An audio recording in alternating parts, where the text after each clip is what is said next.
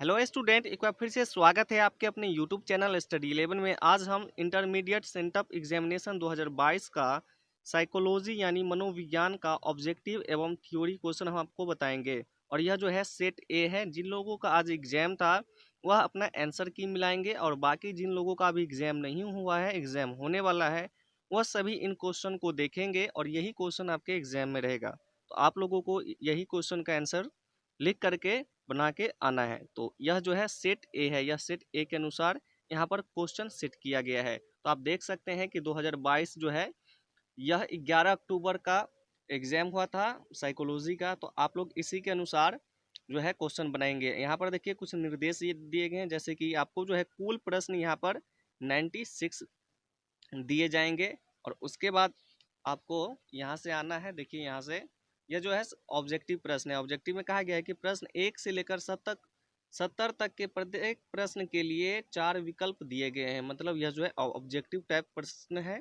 जिनमें से आपको केवल 35 प्रश्नों का ही उत्तर देना है। मतलब 70 में से 35 प्रश्न ही आपको बनाना है। तो देखिए पहला प्रश्न जो आपको रहेगा सेट ए में, व्यक्तित्व का आत्म सिद्धांत किसने प्रतिपादित किया है? तो एक का जो सही आंसर होगा वो होगा ऑप्शन नंबर, यहाँ पर देखिए ऑप्शन नंबर सी होगा सही। यह किसी स्टूडेंट के द्वारा बनाया गया है जो कि गलत है। इसका सही आंसर होगा ऑप्शन नंबर सी।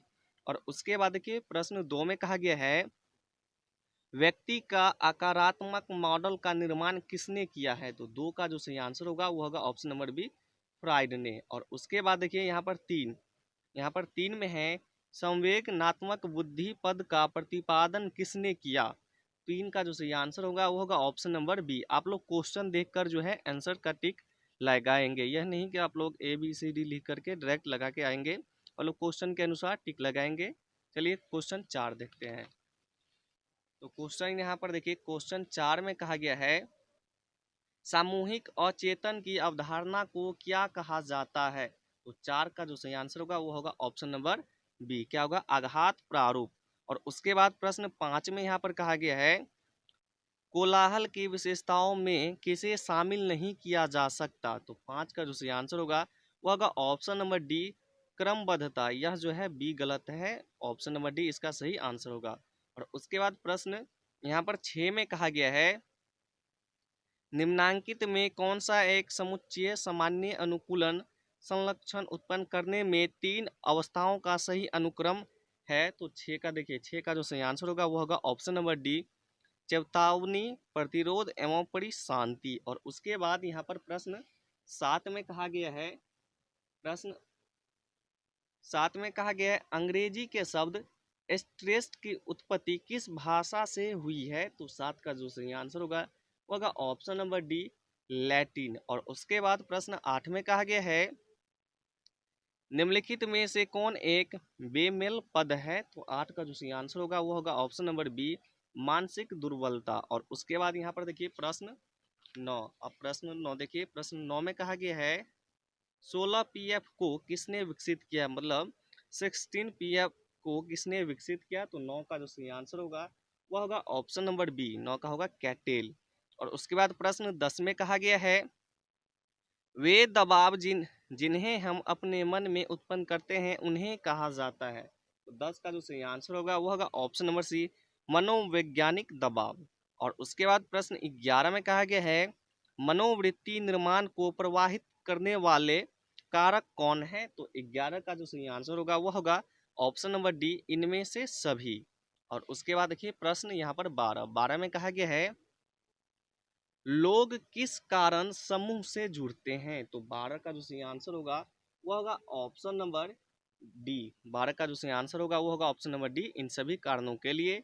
और उसके बाद प्रश्न 13 में कहा गया है, निम्न में से कौन मानव निर्मित आपदा है? तो इसका जो सही आंसर होगा वो होगा ऑप्शन नंबर सी। और उसके बाद प्रश्न 14 में कहा गया है, भोपाल गैस त्रासदी कब हुई थी? तो 1984 ईस्वी में। तो 14 का जो सही आंसर होगा वह होगा ऑप्शन नंबर बी।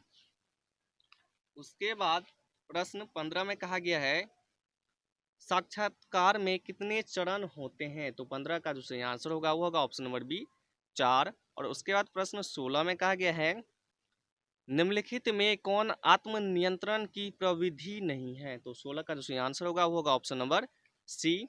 और उसके बाद प्रश्न 17 है, व्यक्तित्व का नैतिक शाखा कौन माना गया है? तो 17 का जो सही आंसर होगा वो होगा ऑप्शन नंबर डी, इनमें से सभी। ऑप्शन बी गलत है। और उसके बाद प्रश्न 18 में कहा गया है, निम्न में से कौन असामान्यता का जैविक कारण नहीं है? तो 18 का जो सही आंसर होगा वो होगा ऑप्शन नंबर ए। डी जो है इसका गलत आंसर होगा, सही आंसर होगा ऑप्शन नंबर ए। और उसके बाद प्रश्न 19 में कहा गया है, निम्नलिखित में से किस पर व्यवहार चिकित्सा आधारित है? तो 19 का जो सही आंसर होगा वह होगा ऑप्शन नंबर ए, प्रत्यक्षण के सिद्धांत पर। इसका सी गलत होगा। और उसके बाद प्रश्न 20 में यहाँ पर कहा गया है, यहाँ पर 20 में कहा गया है, उत्तम स्वास्थ्य हेतु किस भारतीय मनीषी ने अष्टांग मार्ग को प्रतिपादित किया है? तो 20 का जो सही आंसर होगा वो होगा ऑप्शन नंबर बी, पतंजलि। और उसके बाद 21 में शुद्ध वायु में है, तो शुद्ध वायु में है जो है इसका सही आंसर होगा ऑप्शन नंबर बी, 78.98% नाइट्रोजन होता है और इतना ऑक्सीजन और इतना कार्बन। और उसके बाद प्रश्न यहाँ पर 21 में कहा गया है, निम्न में कौन समानुभूति की विशेषता नहीं है? तो 22 का सही आंसर होगा, यहाँ पर देखिए 22 का सही आंसर होगा ऑप्शन डी।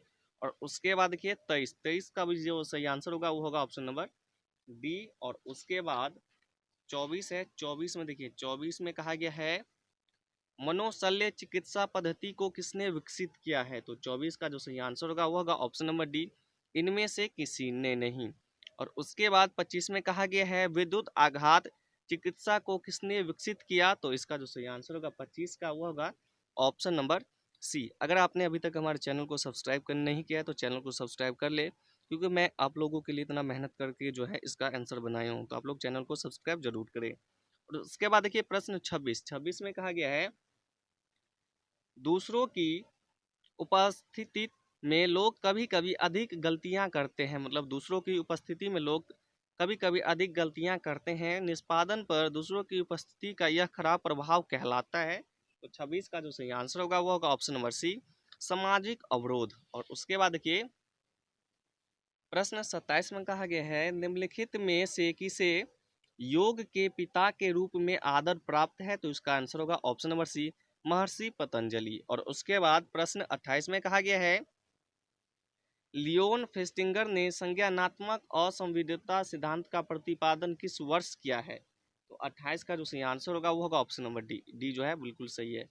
और उसके बाद प्रश्न यहाँ पर देखिए प्रश्न 29 में कहा गया है, पास मॉडल का विस्तारित रूप क्या है? तो पास मॉडल का जो विस्तारित रूप है वह है समकालिक अनुक्रमिक योजना अवधान उत्तेजन। इसका ऑप्शन नंबर सी सही होगा। और उसके बाद प्रश्न 30 में कहा गया है, जिन व्यक्तियों की बुद्धि लब्धि 80 से 89 के बीच होती है उन्हें क्या कहा जाता है? मतलब जिन लोगों की आईक्यू लेवल इतना के बीच रहता है उसे क्या कहा जाता है? तो उसे सामान्य कहा जाता है, एकदम नॉर्मल कहा जाता है। तो 30 का सही आंसर होगा ऑप्शन नंबर डी। और उसके बाद प्रश्न 31 में कहा गया है, किसने कहा नई परिस्थितियों में समायोजन की योग्यता ही बुद्धि है? तो 31 का जो सही आंसर होगा ऑप्शन नंबर ए, स्टर्न। अगर अभी तक भी आपने चैनल को सब्सक्राइब नहीं किया तो सब्सक्राइब कर लीजिए। और उसके बाद देखिए प्रश्न 32 में कहा गया है, निम्नलिखित बुद्धि परीक्षणों में से कौन शाब्दिक बुद्धि की परीक्षण नहीं है? तो 32 का जो सही आंसर होगा वो होगा ऑप्शन नंबर बी। और उसके बाद में प्रश्न 33 में कहा गया है, स्टैंडर्ड ग्रेसिव मैट्रिक्स द्वारा किसकी बुद्धि का मापन होता है? तो 33 का जो सही आंसर होगा वो होगा ऑप्शन नंबर डी, इनमें से सभी के लिए। आप लोगों को जो है 35 ही क्वेश्चन बनाना है। कुल कितना क्वेश्चन बनाना है ऑब्जेक्टिव का? 35। लेकिन मैं यहाँ पर आपको 70 का 70 बना के बताऊंगा। जो आपको बनाना हो बना सकते हैं, बाकी मैं यहाँ पर 70 का 70 बताऊंगा। और साथ ही मैं सब्जेक्टिव भी बताऊंगा, सब्जेक्टिव क्वेश्चन भी मैं बताऊंगा। तो चलिए अब हम देखते हैं प्रश्न 34। यहाँ पर देखिए प्रश्न 34 में कहा गया है, सव के विभिन्न पक्ष की संख्या क्या है? तो 34 का जो सही आंसर होगा वो होगा ऑप्शन नंबर ए, 7। और उसके बाद 35 में कहा गया है, निम्नांकित में किसे सव का पक्ष माना गया है?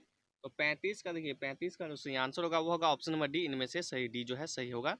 और उसके बाद 36 है, वातावरणीय प्रदूषण किस रूप में हो सकता है? तो इसका जो सही आंसर होगा 36 का, 36 का जो सही आंसर होगा ऑप्शन नंबर डी, इनमें से सभी में, इनमें से सभी में जो है प्रदूषण होता है। आप चाहे तो केवल इतना ही प्रश्न याद कर सकते हैं, नहीं तो इससे आगे मैं प्रश्न बताता हूँ वो भी आप देख सकते हैं, उसके बाद मैं जो है सब्जेक्टिव प्रश्न बताऊंगा। तो 37 प्रश्न देखिए, 37 में कहा गया है आक्रमण एवं हिंसा को कम करने का क्या उपाय है। तो देखिए 37 का जो सही आंसर होगा वो होगा ऑप्शन नंबर डी, इनमें से सभी हो जाएगा, इनमें से सभी। और उसके बाद प्रश्न 38 में है निम्नलिखित में से कौन सर्वजानत चिंतन की अवस्था नहीं है। तो 38 का देखिए, 38 का जो सही आंसर होगा वो होगा ऑप्शन नंबर सी, धारण। और उसके बाद देखिए प्रश्न यहाँ पर है 39, 39 में है व्यक्तित्व विकास का सही क्रम क्या है। आपको यह क्वेश्चन छोड़ देना है, यह क्वेश्चन छोड़ देना है, आपको 40 क्वेश्चन देखना है। 40 में देखिए निम्नलिखित में से कौन सामाजिक प्रतिबल है। तो 40 का सही आंसर होगा ऑप्शन नंबर डी, विवाह विच्छेद। और उसके बाद प्रश्न 41 में कहा गया है किसके द्वारा ICD-10 प्रस्तुत किया गया। तो 41 का जो सही आंसर होगा वो होगा ऑप्शन नंबर सी, विश्व स्वास्थ्य संगठन द्वारा। और उसके बाद प्रश्न 42 में कहा गया है निम्न में से कौन मनोविश्लेषण विधि से संबंधित नहीं है। तो 42 का जो सही आंसर होगा वो होगा ऑप्शन नंबर डी। और उसके बाद प्रश्न 43 में कहा गया है पूर्वाग्रह एक प्रकार का है। तो 43 का जो सही आंसर होगा वह होगा ऑप्शन नंबर सी, संवेग। इसका जो है ए बिल्कुल गलत होगा, इसका होगा ऑप्शन नंबर सी। और उसके बाद प्रश्न 44 में कहा गया है किसने मनोवृत्ति निर्माण में सांस्कृतिक कारक की भूमिका पर बल दिया। तो 44 का जो सही आंसर होगा वो होगा ऑप्शन नंबर सी। और उसके बाद देखिए 45 में कहा गया है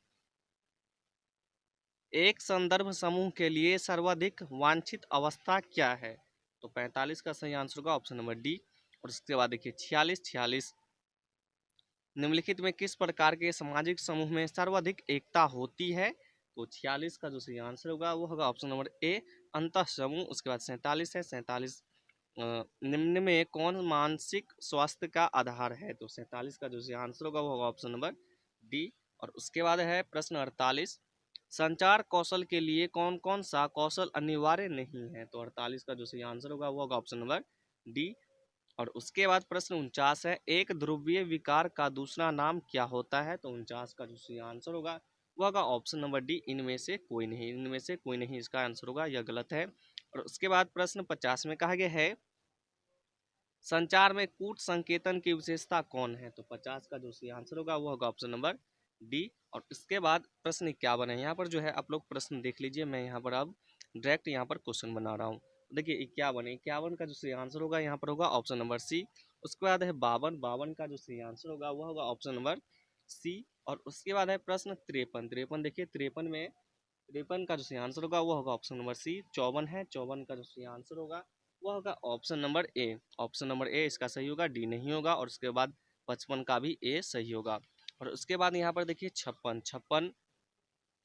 56 का जो सही आंसर होगा वो होगा ऑप्शन नंबर बी, 56 का सही आंसर होगा ऑप्शन नंबर बी, बिल्कुल सही है। 57 का सही आंसर होगा ऑप्शन नंबर बी। और उसके बाद प्रश्न 58 है, 58 देख लीजिए, 58 का जो सही आंसर होगा वो होगा ऑप्शन नंबर बी, अन्य व्यक्ति। और उसके बाद प्रश्न यहाँ पर देख लीजिए 59, यह 59 प्रश्न है, 59 का जो सही आंसर होगा वो होगा ऑप्शन नंबर सी।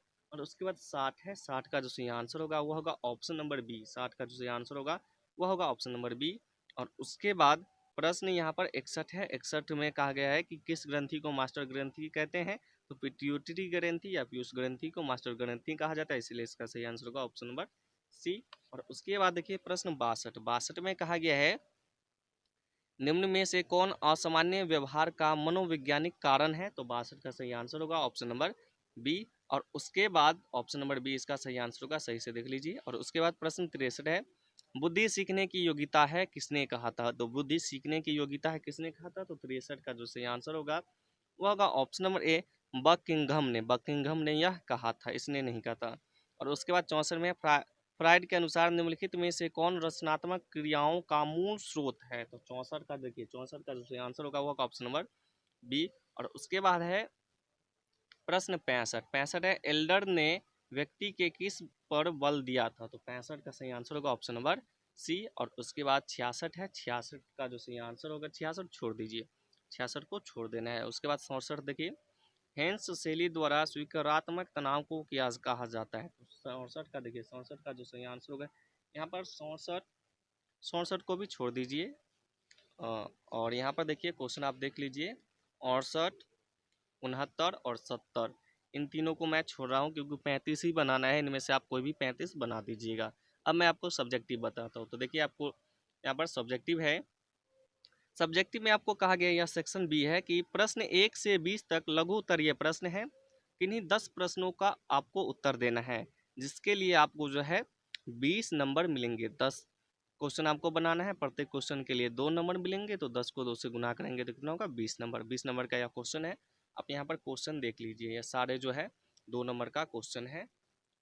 यहाँ पर देख लीजिए 7 तक। और उसके बाद यहाँ पर देखिए प्रश्न 8 हो गया। और उसके बाद यहाँ पर आप देख लीजिए 16 के बाद आप यहाँ पर देखिए 20 तक हो गया। 20 में से आपको किन्हीं 10 को बनाना है।